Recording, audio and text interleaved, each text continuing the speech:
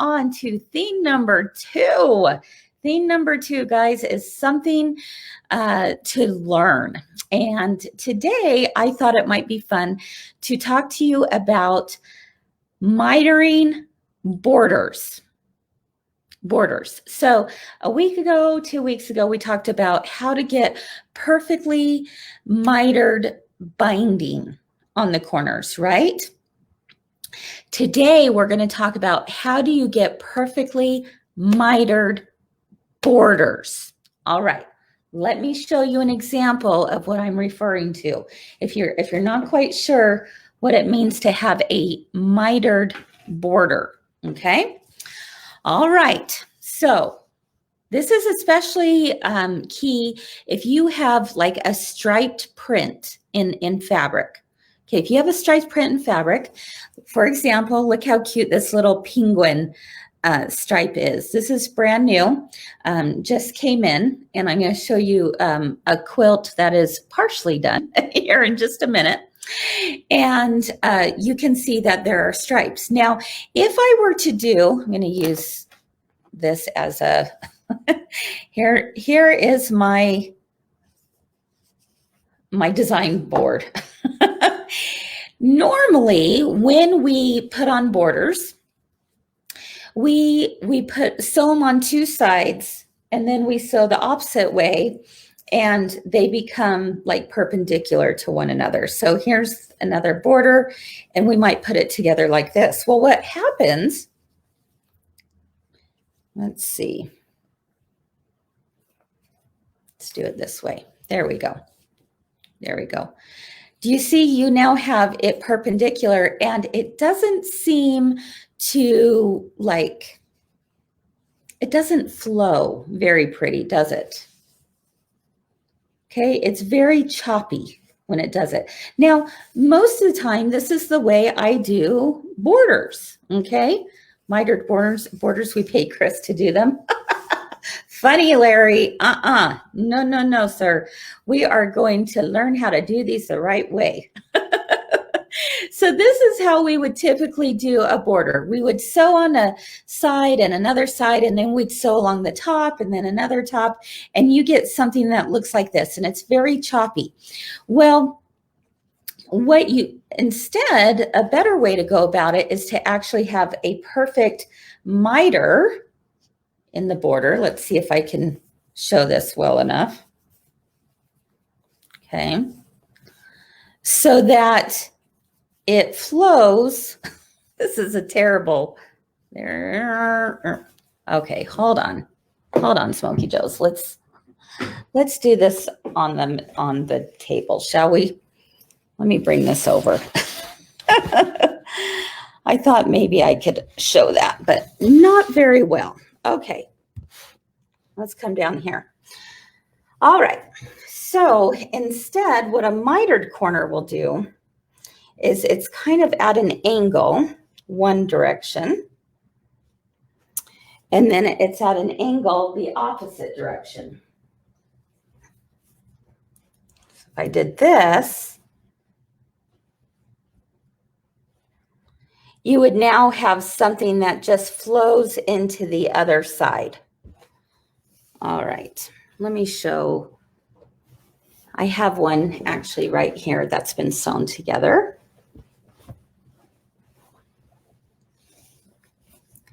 And you can, so this is the corner. So you can see right here that this little inner border continues, it connects, the penguins connect, the snow connects, because it's done at an angle. And so oftentimes, oh, and look at this outer border is also connecting. A lot of times this gets people really panicky because it sounds hard, but it's not hard. I promise you, it's not hard at all. So I'm going to take you step by step of how do you make sure that it's mitered.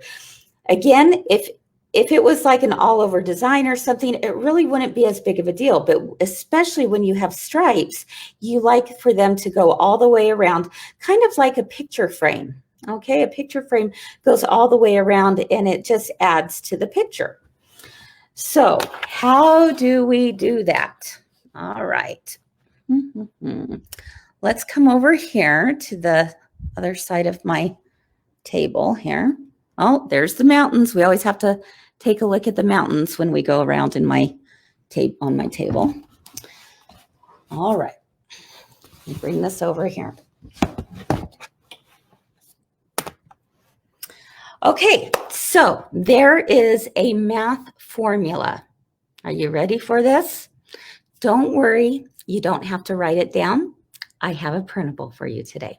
All right, because I am so nice. No, we're going to pretend that this is my quilt square. I made it small. Let's say that this is my whole entire top, okay?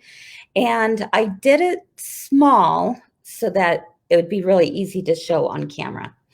Okay, so this measures, let's say my whole quilt measures this, and it is 10 inches by 10 inches, okay?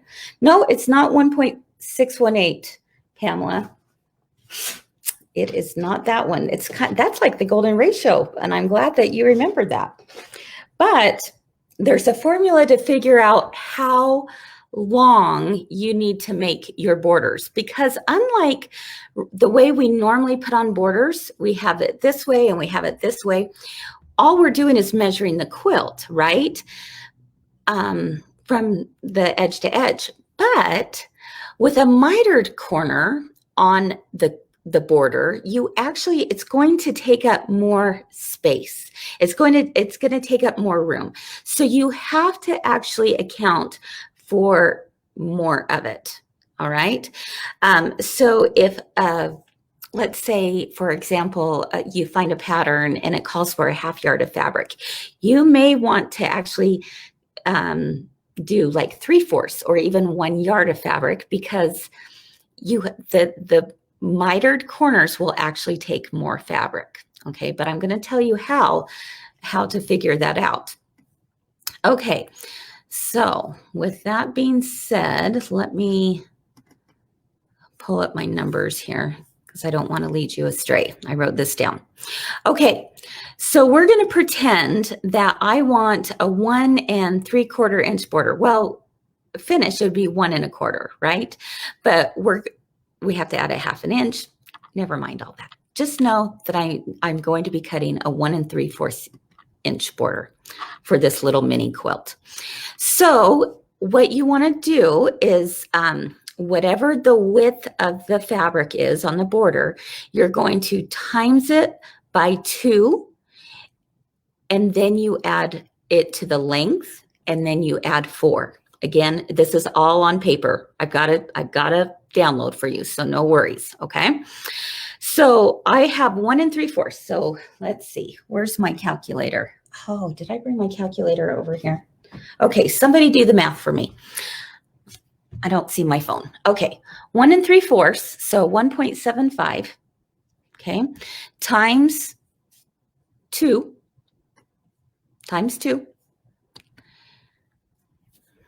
plus 10, because my quilt is 10 inches, plus 4. Can someone get me a number? I don't have it on the top of my head. I believe it's going to be 15.5. Am I right? 15.5? Okay. So, anyone? 17.5? Did I do that right? Okay, let's try that one more time. 1.75 times 2 plus 10 plus 4. Is it 17.5? Oh, it's 17.5. Okay, 17.5. Here we go.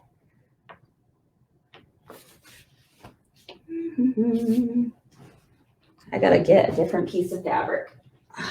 Let's see. Okay, I'm gonna cut this. Thank you. 17.5. All righty. And I'm going to cut 1 3/4.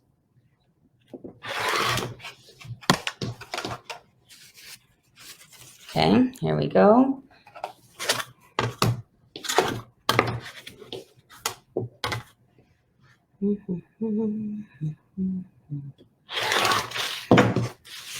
Okay.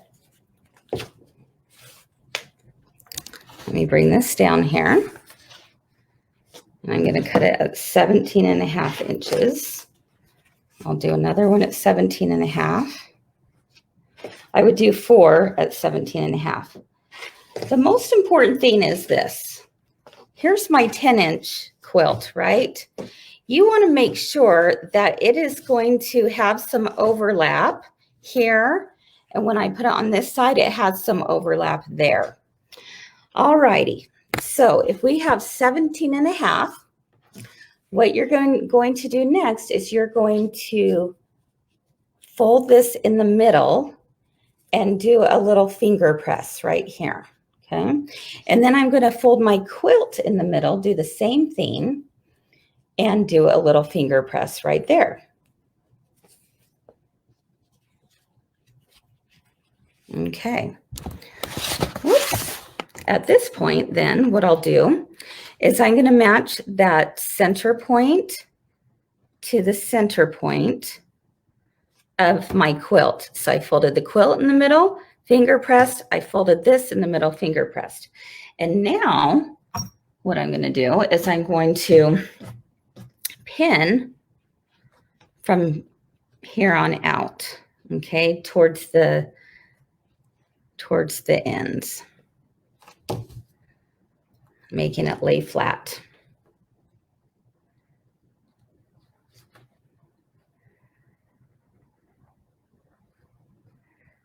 Okay. You see how these are flapping in the wind? That's good. That's what we want. Okay. Now, here's the next key to this. I have this here. The next key is to measure 1/4 inch away from the corner, 1/4 inch from the top and 1/4 inch from the side. And this is really, really important. Okay. And the reason for that is because we're going to have like an inset seam here. So I'm just going to use my little Creative Grids ruler. I'm going to go to the 1/4 inch mark. And I actually like to flip it over. I like to have my border on the bottom and my quilt on top. It's going to be easier for me to see. Okay, so I'm just going to do a little mark right there and do the same thing on the other corner. 1/4 inch down and 1/4 inch across. Okay, do you see that? I've got 2 little dots here. So I'm going to take it to the sewing machine and I'm going to stitch directly on the dot. Not any further, not any further in, not any further out. I want to go right on the dot. I'm going to use a 1/4 inch seam and I'm going to go right to the dot over there. All right, let's see if I can very carefully bring this over. There we go. Dun, dun, dun, dun, dun, dun, dun, dun. Like an acrobat. There we go. All righty. So 1/4 to 1/4. And let's see. I got to text Kathy real quick.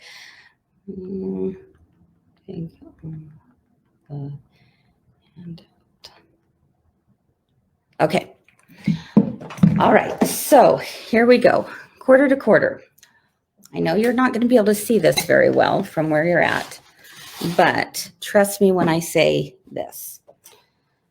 All right, so what I like to do is I will actually put my needle down. So I take my hand wheel and I'm making sure that it's right where that dot is. And then I put my presser foot down. So again, you don't want anything before or anything after. You want it right on the dot. All right. So now I'm going to sew it.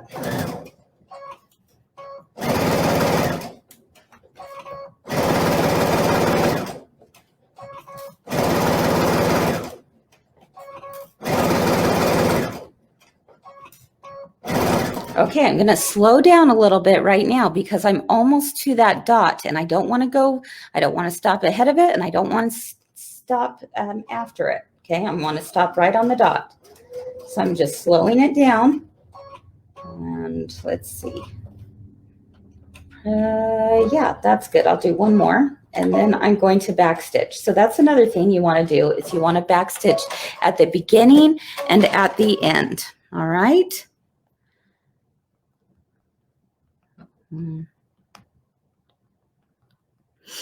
Okay. All right. So it looks like this. Okay. Now I could do the opposite side and then press it out, and you know, it doesn't matter. You could do all 4 sides at once if you wanted to, or you could do them separate and press them out. So I'm going to go ahead and finger press this right now. So I'm just kind of running my nail down like that. And then I'm going to do the next side over. So let me grab my little piece of fabric here and my ruler. Whoops. Okay. So I have my ruler. And now I'm going to do this side of it. So just like I did the other side, I'm going to put this with the right side facing down. But before I do that, I want to make sure and fold it in half and give it a little finger press to find the center. I'm going to fold my quilt top in half to find the center. Give it a little finger press. Okay. Open that up. Line up the center of my border with the center of my quilt. And place a pin.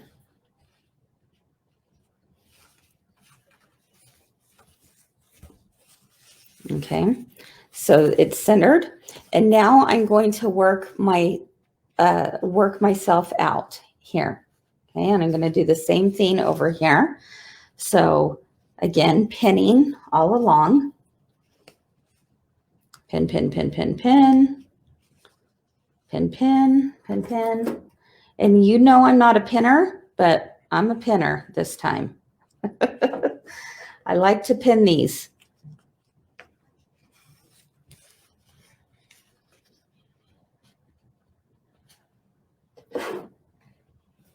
Pin, pin.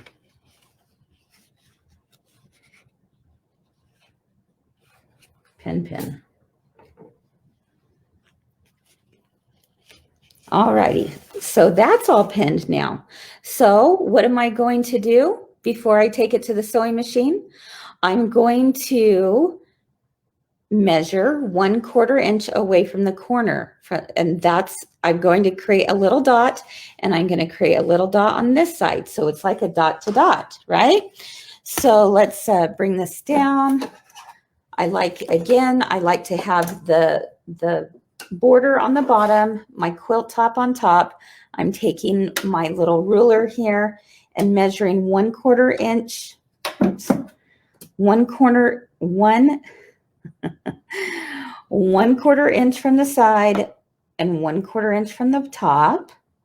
There we go. I made a little dot, and I'm going to do the same thing on this side. 1/4 inch down, 1/4 inch over, and make a little dot. Now, you may still have the same dot from the last time you stitched, but I just want to be double certain that both of those dots are there, because again, you do not sew into the seam allowance. And I actually have an example to show you that I did on purpose a little earlier so you could see what happens when you sew into the seam allowance. So again, you have a dot here, you have a dot here. All I'm doing is I'm sewing it from dot to dot. All right, so place it underneath my presser foot. Here we go. I'm going to use the hand wheel on my machine to bring it down in place, because I want to make sure the needle is directly over the dot. Put my presser foot down and do a few stitches, do a couple back stitches, and now I'm going to keep moving forward.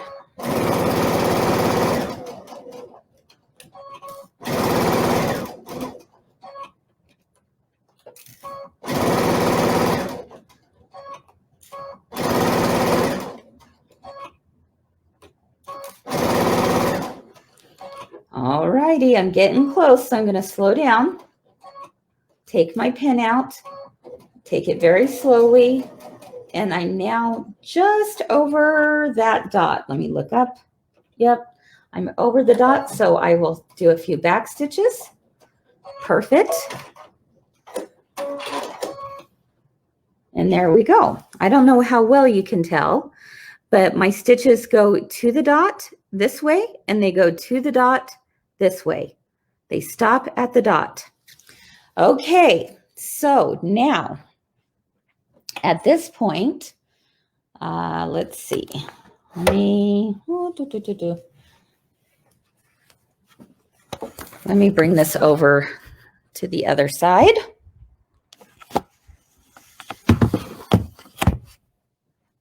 Hopefully I'm not making you dizzy. Okay. So now what I need to do, I have flapping in the wind, flapping in the wind. That's good. That's exactly what I want. All right. So at this point, they're laying flat, one against the other. I'm going to bring the top of my quilt, fold it over at a diagonal so that it meets this side. So the top of the quilt folds over, meets this side, just like that.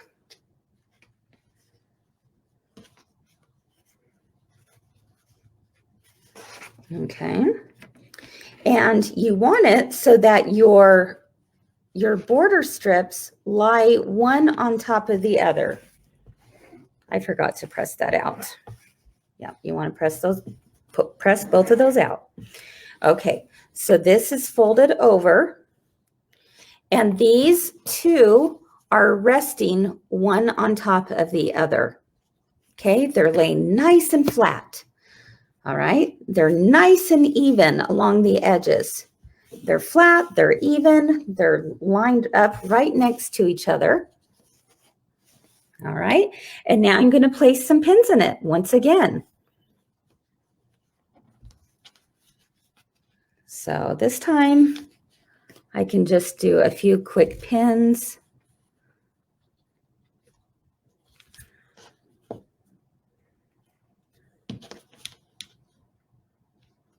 There we go. All right, do you see that? They're lying on top of each other. And now the final thing to do is, you know how we pressed the borders out? Well, just right here, we're going to actually pull them in so that they are flat. Don't worry, we're going to press them out again one more time, but this time we're going to press them in, and I'm just going to finger press it in. And the only reason is so that everything lays flat and you're not going to have any puckers, okay? So again, the seam allowance goes back in towards the inside. And then, do you see where I ended right there? And I ended right there. We're going to draw a line at a 45-degree angle. Oh, I left my pin on the other side. Well, I'll use this little pin.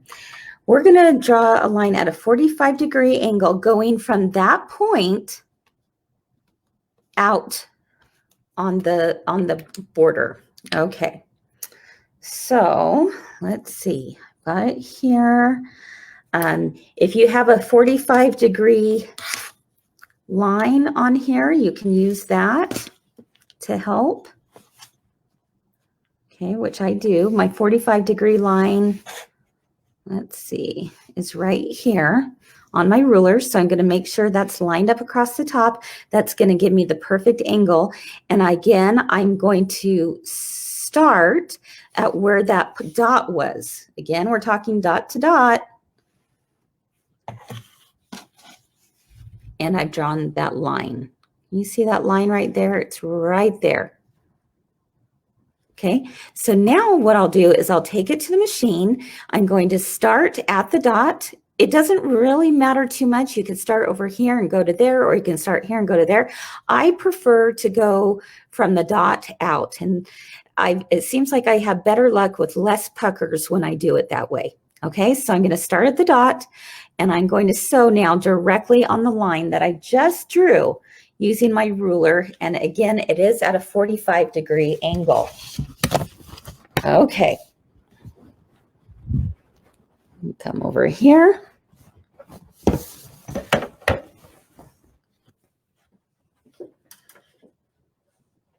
I'm so excited. Let's see. Okay. And again, I'm looking to see if my needle is where the dot is. It is. I'm going to start to stitch. I'm going to do a couple back stitches. And now sew all the way off. Okay, there we go. All right, let's see if this worked. So that you can see, let's see. You see how this is over this way and then this goes off. So I will tell you, make sure don't cut off the excess until you make sure this worked. Don't ask me how I know that, right? Oh my goodness, that worked beautifully. Okay, are you ready for the Christmas surprise? There we go. Ta-da! All done. So now I'm going to cut off the excess about 1/4 of an inch over, and I'm going to take it over to my ironing board. All right, so let's go over here. Pull this down. All right, and now it's beautiful. And you want to press this seam open. All right. I have a love-hate relationship with auto irons. Do you guys?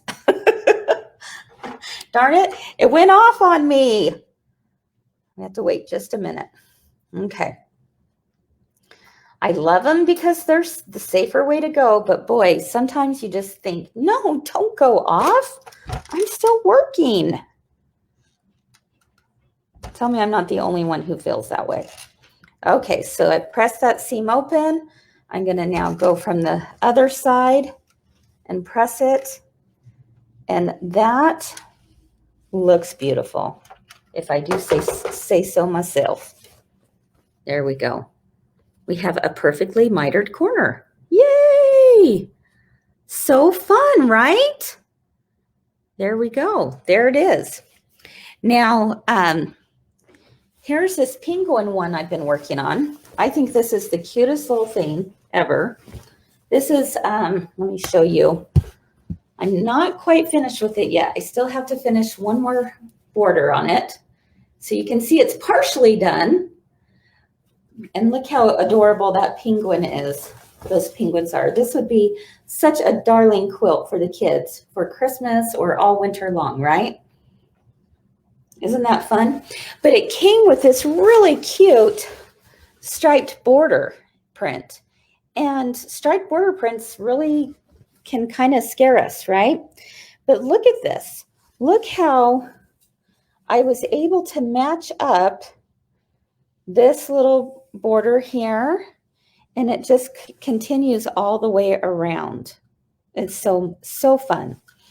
So now on the back, you can see I haven't trimmed it up yet, but you can see here. There we go. This is what it looks like on the back because I pressed it open.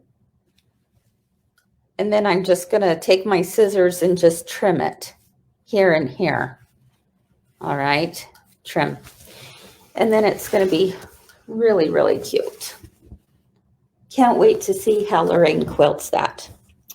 Now, let me bring over. Let's see. I pull my chair over. Okay, so I wanted to show you what will happen if you sew into the seam allowance. Okay, so this was one that I was kind of playing around with. And you can see that's a beautiful edge. That's a beautiful edge over here. Over here looks good. And then I was getting too excited and I said, oh, here we go. And I put my pedal to the metal and I didn't slow down when I was supposed to. And look what happened. I went into the seam allowance. Can you see that pucker right there? Let's see. Can you see that? Yeah, that's what happens if you don't stop on the dot.